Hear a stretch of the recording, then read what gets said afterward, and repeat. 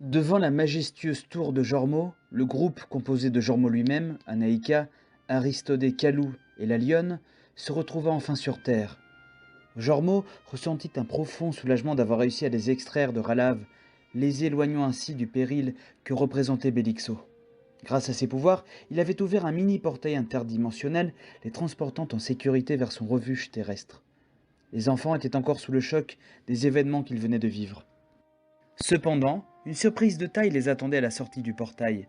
À leur émerveillement, ils constatèrent que le voyage interdimensionnel avait altéré leur apparence physique. Anaïka, autrefois une petite fille, avait maintenant la stature d'une jeune femme. Aristodée avait pris la stature d'un homme adulte, tandis que le petit Kalou s'était mué en adolescent. La lionne qui les accompagnait avait également subi une transformation, passant de lionceau à lionne adulte. L'effet surprenant de cette distorsion temporelle laissait tout le monde perplexe, y compris Jormo. Bien qu'il fût conscient des distorsions temporelles possibles par les portails dimensionnels, il ne s'attendait pas à une altération aussi significative. Intrigué par cette énigme, il se demandait comment expliquer ce phénomène. En revanche, lui n'avait subi aucun changement, sans doute un des effets de l'anneau unique. Aristodée, Anaïka, mais quel degré d'insouciance vous a poussé à commettre une telle absurdité? Partir en expédition sur Alave, l'un des recoins les plus périlleux de l'univers, et emmener Kalou avec vous, vous aurez pu tous y perdre la vie.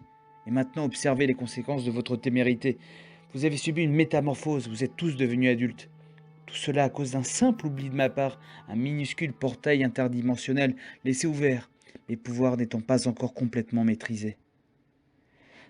Il est temps que vous preniez conscience des résultats dévastateurs de vos actes irresponsables et que vous appreniez à vivre avec ces conséquences. Papa, je suis désolée. Nous n'aurions jamais dû quitter le village. Nous ne savions pas que c'était si dangereux. Anaïka, tu es ma fille et je t'aime, mais ce que vous avez fait est extrêmement imprudent. Vous auriez pu vous faire tuer. Je suis désolé, nous ne voulions pas vous causer de soucis. Ouais, c'est super cool, papa. Je ne suis plus un bébé maintenant. Oui, Kalou, tu es devenu adulte, mais cela ne signifie pas que vous pouvez faire ce que vous voulez. Vous devez apprendre à être responsable de vos actions. Je vais vous ramener à Neige. Vous allez devoir vous excuser auprès des autres et promettre de ne plus jamais faire une chose pareille.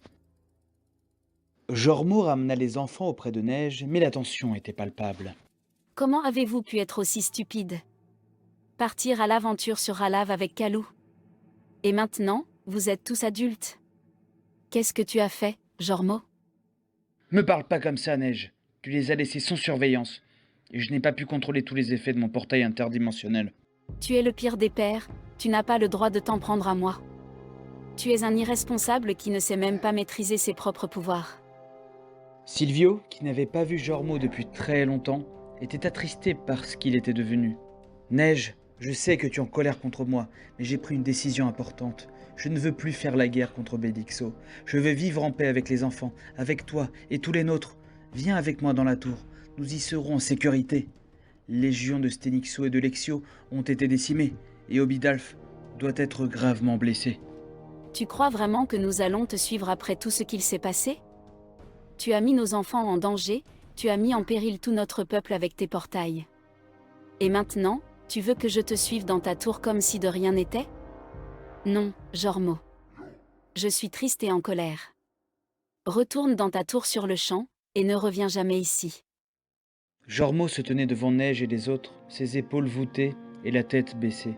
Il regarda Neige droit dans les yeux et lui dit « Je vais m'y enfermer pour le reste de l'éternité. » Il se tourna pour partir, mais soudain, il se figea et sortit l'anneau de sa poche.